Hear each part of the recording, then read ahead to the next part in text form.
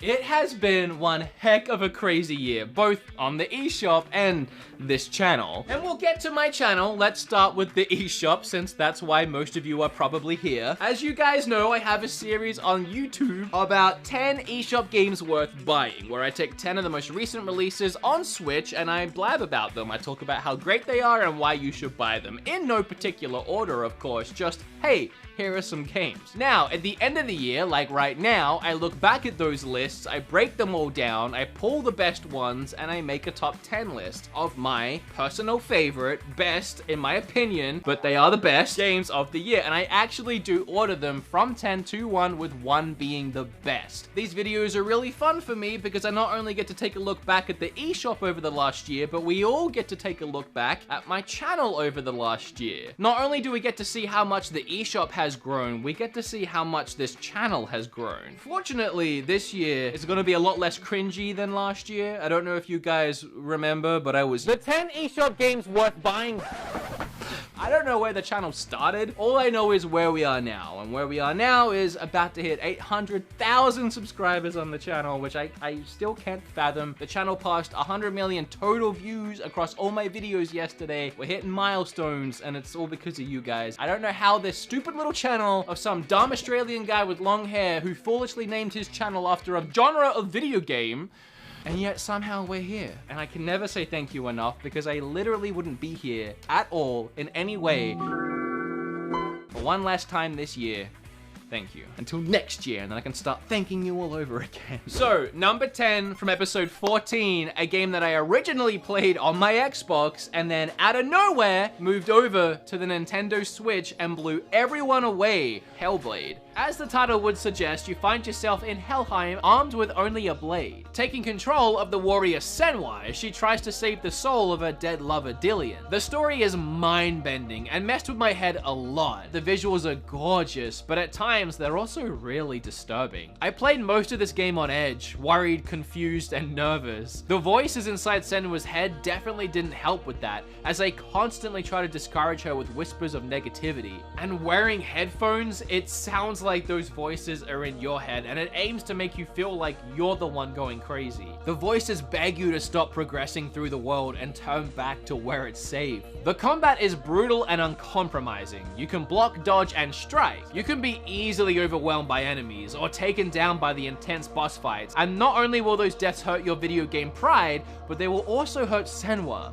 You see, this game is roughly an 8-hour single-player story-driven permadeath game. Every time you die, the rot works its way up Senwa's arm more and more. If you die too much, it'll reach her head, and then your game is done. For me, Hellblade is a piece of artwork come to life, with a brilliant story and rewarding combat. I am so happy that as of like 3 days ago, we know a sequel to this game is on the way. I highly doubt that game will manage to cram its way onto Switch, but I'm excited to play it on the new Xbox. Whatever they decided to call it now, it's getting way too confusing. Number 9 is from episode 16. It's a game that I otherwise might not have gotten into as much as I did if it wasn't for the fact that I had just came off of playing both Dragon Quest Builders and Minecraft, and I was looking to further fill my crafting needs. And that's Forager. In Forager, you can craft your own tools and weapons, explore dungeons, and even help out NPCs. The most unique and honestly exciting addition to Forager is that the items you collect in the world can be sold for coins, and you use those coins to buy the tiles around you, forming new islands. You have no idea what's gonna pop up on those islands until you buy them, making the concept of grinding for more coins addictive. The dungeons are also a fun mix-up from the other crafting games I mentioned, and inside you'll discover new items, enemies, and even a cool boss battle at the end. And there is even more depth to this game, including skill points to unlock, as well as new things to craft as you gain experience. Since I made that video, Forager did get a physical release that you can now buy in places like GameStop, and I highly recommend it. Number 8 is also from episode 14, and it's a game that honestly would be in my top 3 on this list if it wasn't for the fact that I'd already played it and played it and played it on my Xbox, and by the time it came to Switch, I was just happy it was there. And that's Cuphead. The old school cartoon visuals get me every time I play it. The fact that they hand drew all of this is unbelievable, and I appreciate it so much. The 3-hour-long soundtrack of jazzy barbershop big band songs is a perfect complement to those visuals, and the game is so bloody difficult that it almost ruins it for me. But somehow, it makes it better. Again, Cuphead could be an easy number one, I'm sure, for many of you and myself, but looking back at my experiences this year on Switch, I had way more fun with these other games because they were just newer experiences for me. Speaking of, another game from episode 14, number 7 is a fast-paced sword slicing game. Katana Zero. The setting of the game is this great cyberpunk neo-noir style, and the visuals are incredibly pleasing to my eyeballs. Oh, and that's all backed by a kick-ass synthwave soundtrack. I love that at the start of each mission, before our katana-wielding assassin starts his killing rampage, he throws on a pair of headphones and boots up whatever awesome track is gonna be pumping throughout the chaos. In Katana Zero, you have no health bar. One hit will result in an instant death. That forces you to keep moving, and moving fast, deflecting bullets with a well-timed slash, sending them screaming back towards the enemy, or dodge the attack altogether with a roll and move in for the quick kill. Mercifully, the game features an ability to manipulate time, thanks to a drug called Chronos that your psychiatrist slash boss, I'm not really sure, administers between each mission. Speaking of those parts of the game, or any part of the game that has dialogue, it's done really interestingly. It's a real-time conversation system that you're able to interrupt if you just don't feel like talking to that person. Although if you do decide to engage, you'll be given a bunch of dialogue options. There are loads of hidden secrets and paths and way to kill the marks and the enemies in ways I didn't even find out about until after I finished the game. Number 6 is from episode 13. This is a game that I actually hadn't heard of before that was getting ported to Switch, and it was one of those rare occasions where a sponsor just couldn't have been more perfect because I fell in love with this game, and we even gave away a Hob-inspired Switch on the channel to one lucky winner. From the moment I started playing, I was hooked. Not only by the beautiful artwork that is the game's visuals, not only the intriguing and intricate character designs, but mostly I was hooked by the level design and the gameplay. I love when a game doesn't hold your hand. Hob never taught me how to jump, how to climb, or how to platform, but as soon as I saw this platform twist around, it was so clear what I needed to do. Also, side note, even that big punch he did to spin the platform around was a subtle clue, a hint as to later gameplay mechanics. And that holds true for every single gameplay element or puzzle you find or react with in the game, even the combat. After finding a sword and learning how to swing it, there wasn't much left to teach me that I couldn't discover on my own, developing my own skills as I played and even unlocking more from there. And with no written or spoken dialogue, it is still perfectly clear what the story is and what the conversations between the characters might mean. So the game is split between puzzle platforming and action combat, with the focus being more on the puzzle platforming side. And in this game, that really works, as the entire world is like one big puzzle for you to solve. Every part of the game feels fresh, every puzzle different to the last, but with everything you have learned from the previous puzzles playing a part in helping your thought process when it comes to solving the next one. Number 5 was from episode 15, and it's a game that as soon as I saw it in an indie direct or an indie direct, I can't remember which one I saw it in, I could not wait to play it because the Max Payne slow down shooting bullets like crazy while on a skateboard gameplay got me really excited, and it absolutely lived up to my own personal hype.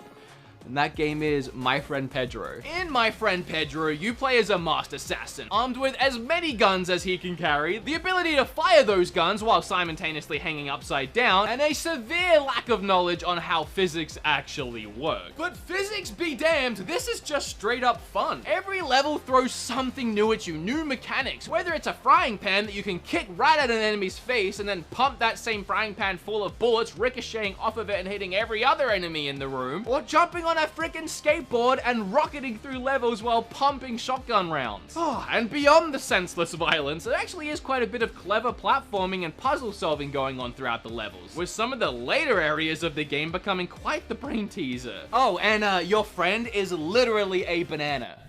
Number 4 is from episode 12, and this is one of those way too short indie games that I buy it and I sit down and I get addicted and I play it in one sitting, and I just wish there was more, and that is Donut County. Donut County is a very satisfying and perfectly stupid game. It's stupid in all of the right ways, and it will in so many ways remind you of a little game called Katamari. The first way being the very charming and cartoonish art style, which I absolutely adore, and the second way being the hilarious dialogue and brilliantly written story. Every conversation these characters have with each other is exactly how I talk to my group of friends. And the third and most obvious way this game will remind you of Katamari is in the gameplay. In Donut County, you start with a very small hole in the ground which you can control either using the touchpad or the analog stick, and you start by sucking in small pieces of trash or tiny animals, and every time you eat something with your hole,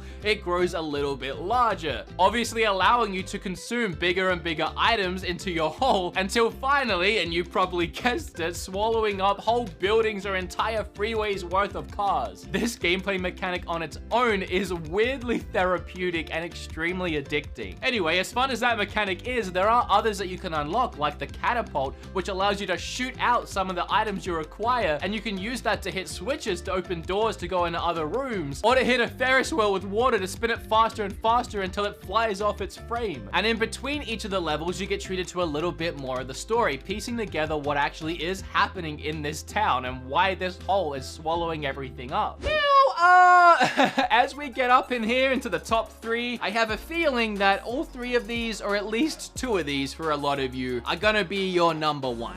Some of y'all will get mad that one of them isn't Wargroove. So let's just all play nice and remember again that it's opinions. And I say this because number 3 is Untitled Goose Game. You are a silly goose that can honk, duck, flap, and most affectionately hold things in its beak. Or more accurately, steal things with its beak, hide them, and or taunt the humans with them, and that is the entire game. Screwing with people, annoying the heck out of them, and watching them try to deal with a goose that just won't leave them alone. It's such wholesome, hilarious fun. I honestly couldn't tell you how many 30-second clips I grabbed of this game using the Switch's capture button to then go and show Kim later, and both of us would be laughing at this stupid little goose. I think this might be the one actually where he goes to sit down. It's just so stupid because it looks like it's what a goose would do. Alright buddy, come here, you can join me for the end of the year. He's developed a habit. He'll be sleeping downstairs. This is the only time he does it. He'll come running upstairs screaming because he wants to be held. Kim thinks it's because he wants to be a star on YouTube. Maybe that's the case. Number 2 is from episode, the very last one I did. I'll be honest, while playing this one, I thought for sure this one would be number 1. I have a bad case of when I'm playing a game I really love, it's the best game I've ever played, and then once I finish it and reflect on it for a week, I'm like, yeah. Regardless, Tourist is my number 2 spot. This game came out of nowhere for me. The Tourist is a Switch exclusive that boasts a beautifully perfect blocky art style mixed with realistic lighting and world elements. With a huge focus on exploration and puzzles, Tourist is breathtaking from the very first island to the last. The first island has a small shop, some huts, and a dungeon where you discover your path to find other dungeons on islands scattered across the world. As you travel to each new location, you'll find rainy forests, beach parties, and a shopping island with stores that allow you to buy music, more travel pamphlets for new islands, an art gallery where you take photos for the creator based on hints and clues he gives you for what he wants to put in his gallery. And this island even has a little arcade with working arcade machines. The world design, the music and audio design, lighting and art design, and gameplay design are all a perfect 10 for me across the board. I was completely lost in the world of Tourist during my stay. The dungeons were so unique with puzzles that finally had me stumped for a while.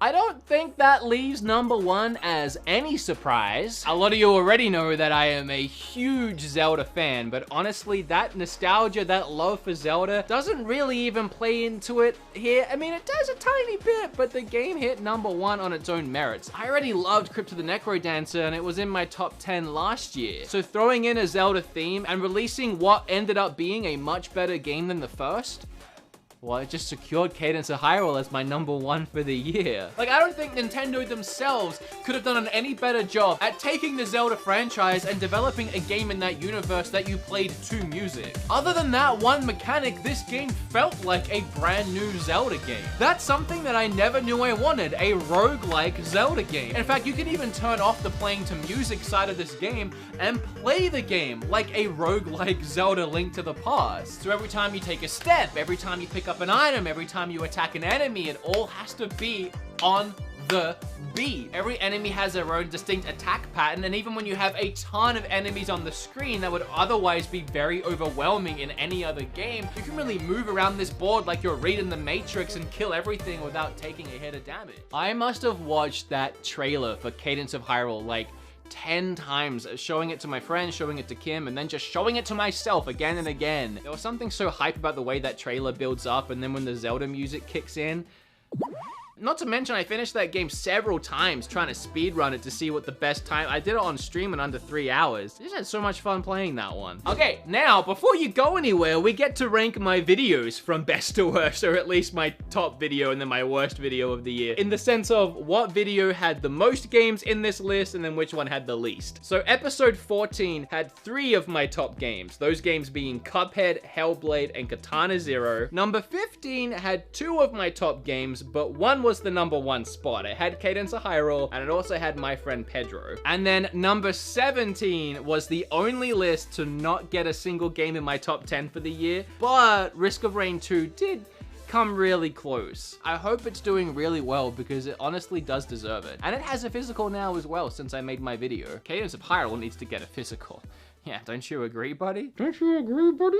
Those are the best games of the year. I mean, okay, in my opinion, those are the games I had the most fun with this year. So please, leave your top 10 down below. I'd really love to know how different it was to mine. Again, I can't say thank you enough for everything you guys do for me and you did this year. I mean, I know I'm not always the most tolerable person in the world. You know, I take sponsors and a lot of people can't stand it when their favorite YouTuber takes a sponsor, but like my actual followers that enjoy what I do, they're just happy to see me doing my thing and grow on the platform. I guess what I'm trying to say is thanks for putting up with my shenanigans. Going into next year, I definitely want to mix things up and change things up a little bit. I mean, I know I want to completely change this behind me. I can't wait for January. So hopefully in the next video you see me in, things will be different. I hope you had a fantastic holiday season. I hope your Christmas was wonderful. I hope you got the Switch you were asking for. I just spat all over the camera. Enjoy that. What do you have to say, buddy?